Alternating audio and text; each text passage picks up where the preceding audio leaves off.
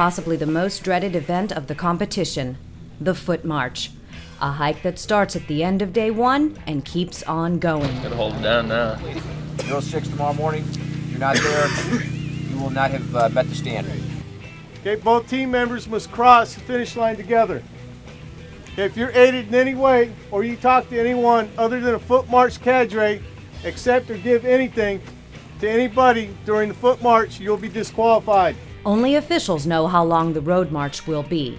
It never runs less than 18 miles or more than 24, but teams won't know the exact distance until they get there with all the necessary gear. A prescribed packing list will be carried with you at all times.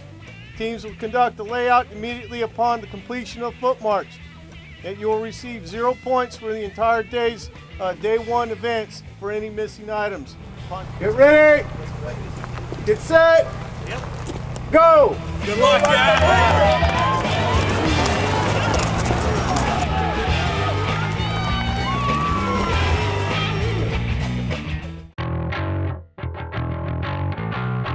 Of the 39 teams that start the Foot March, 28 actually finish the long, hard trek.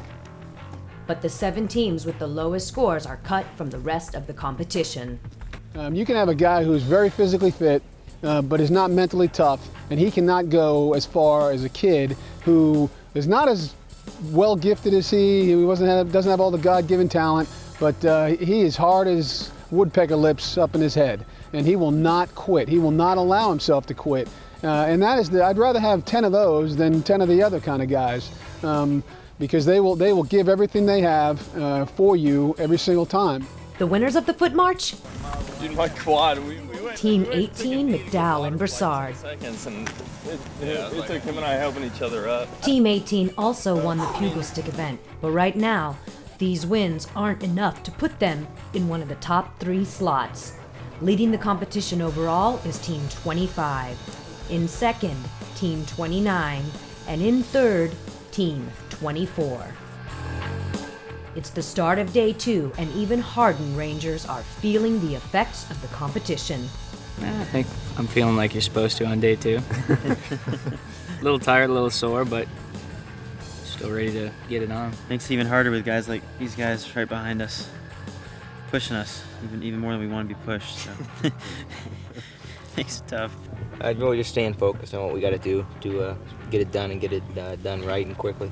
Each of the events taken separately, I think, would be kind of fun. Like you only had to do one day, and then the next day you'd come back and do the other one. But what hurts is piling them on each other. Every time we get stuff out there, you just tell yourself, hey, this is best Ranger. There's no free lunch here. You got to earn every mile. The Tri-Tower event is next, and it's exactly what it sounds like. A climb or a drop. Come on, Dad, let's go! From 3 different towers. Hey, Luscious Floyd, man, use them legs. Smoke it up there, man. As far as training students in mountaineering, the focus is now mobility training and moving over difficult terrain. Particularly, it comes into play in Afghanistan, where with the mountains, it's not just moving, but casualties, heavy equipment, tow systems, mortars, the rounds, the ammo for it. So that's kind of what we've gone towards now here for our mountaineering training. Once they finish their first rappel, teams head to a second tower for an ascent on a very narrow ladder. Technique, good technique, Ron. Good. Then another fast rope descent. And finally, at the third tower, a brutal rope climb ascent and the final fast rope descent. I think what makes it so difficult is a lot of people forget that these guys started at 5 o'clock in the morning yesterday, and they've been going pretty much non-stop since, maybe an hour or 2 sleep tops, depending on where they're placed. It just goes to show the competitors are such good competitors because they can make it look so easy. When my husband asked my permission if he could train, I basically told him, you better be training to win. You're not going to just finish. You need to be winning this if I'm going to let you spend all these hours training. So I know they've been really working at this, and it's their goal to come in first. So I'm proud of them that they're accomplishing that so far. So, who dominates the Tri-Tower? Team 21, but there's a whole day for the teams to stake their claim, and anything could happen.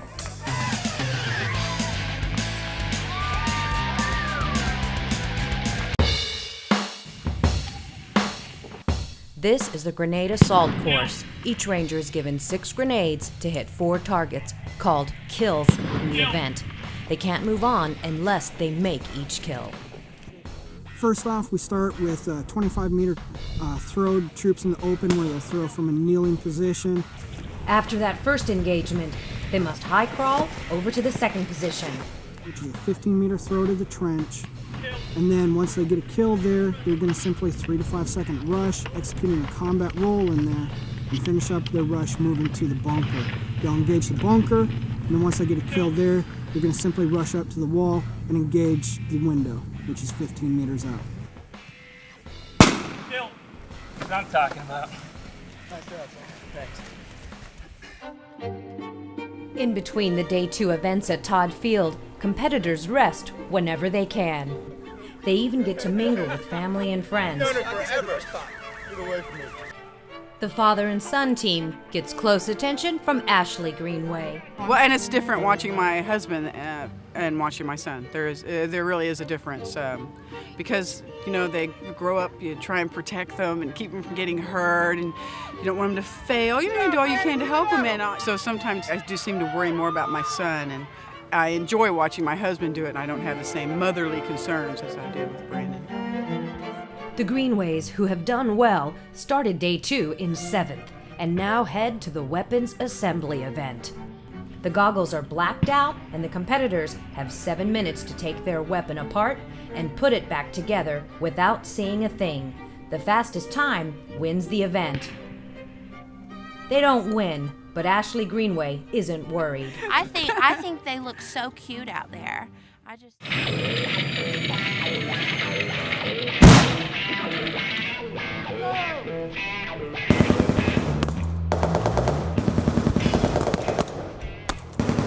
This competition also trains and tests rangers in some of the most extreme situations, and the Ranger First Responder event is pretty intense. In a simulated battlefield, the teams have to locate and treat an injured pilot, putting him on a Skedco stretcher. A lot of times the enemy doesn't really want to kill a soldier, they want to wound a soldier, because then you take 2 or 3 of his buddies out of the fight in order to treat that soldier and get him to the rear. The Skedco affords the United States Army an opportunity to quickly package a casualty once he's been stabilized, and affords an element, the ability to move him quickly, hopefully, across terrain to medical treatment. Soldiers race to complete a checklist of 9 procedures that realistically simulates what it takes to get a casualty evacuated by helicopter from a battlefield. They have a total of 25 minutes to get it done and not miss a beat. Everybody knows that in combat, these skills can mean the difference between life and death. We're an army at war. We don't have the time to waste on events that are not going to benefit us in what we do every single day as infantrymen. This is combat-focused training, and what we do for a living is extremely difficult.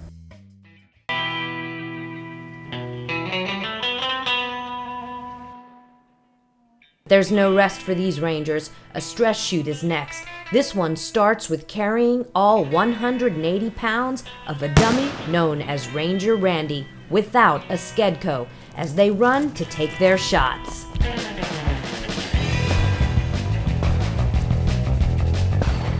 In a combat situation, you almost never fire your weapon under ideal circumstances. You've been moving hard, you've been moving fast, you're tired, your heart rate's up real high, and then all of a sudden you're expected to calm down and squeeze off a controlled shot at a target some distance away. Grab your weapon in your magazine, head to the position, lock and load when you're inside the position, and fire when you're ready.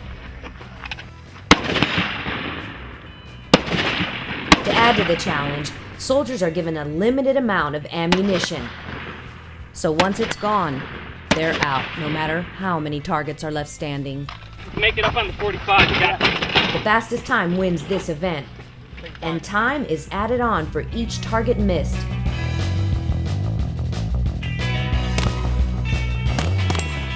That if you look to what the focus of training is, the ability to shoot, to hit your target, the ability to do combat drills and tasks, the ability to move, whether that be by land, sea, or air. One of the biggest things in You know, we all talk about why soldiers fight, and one of the reasons, if you get, in addition to the pride that they have and their patriotism, when it really comes down to it, they're fighting for the soldier on their right and left. Winners of the stress shoot: Team 29, Collins and Zakowski.